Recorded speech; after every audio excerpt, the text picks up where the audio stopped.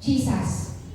Tapos, sige na siyang pangutana, di ba? Nagkaroon siya ng growing recognition. Anong sabi niya after? He is a prophet. Anong iyahan ng taglay kay Jesus. First, the man called Jesus. He referred to him as the man called Jesus. Ang tawag sa iya Jesus. Ang tawag sa uban sa iya Jesus.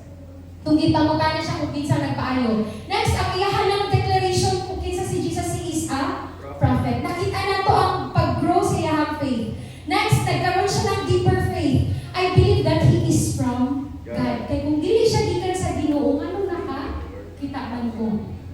And lastly, yung last part na, balik tayo doon sa verse.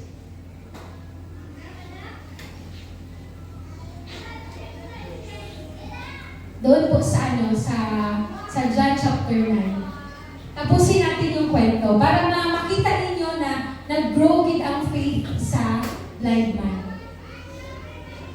Sige po, proceed. Tapos na tayo dyan.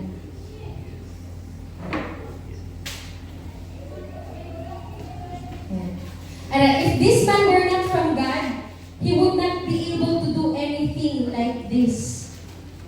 Dili nga ni kaya buhaton. So, the recognition na karon sa blind man, he is from God. If this man were not from God, he would not be able to do anything. The next, doon, sige. Sige pa. Doon tayo sa portion na nadunggan, nabalitaan ni Jesus ang nahitag po dito sa healed man.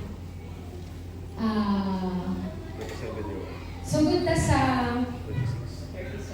37.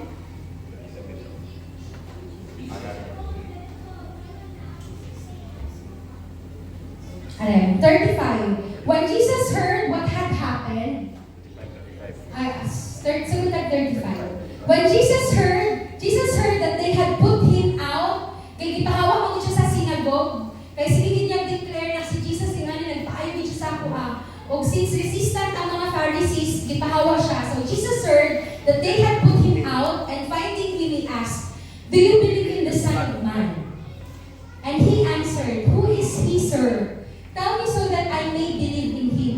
And Jesus said to him, "You have both seen him, and in fact, he is the one who is talking with you." Kinsa ba nag-istorya sa kaniya?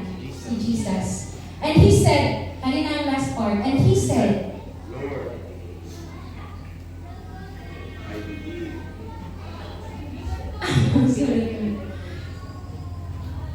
And he said, "Lord,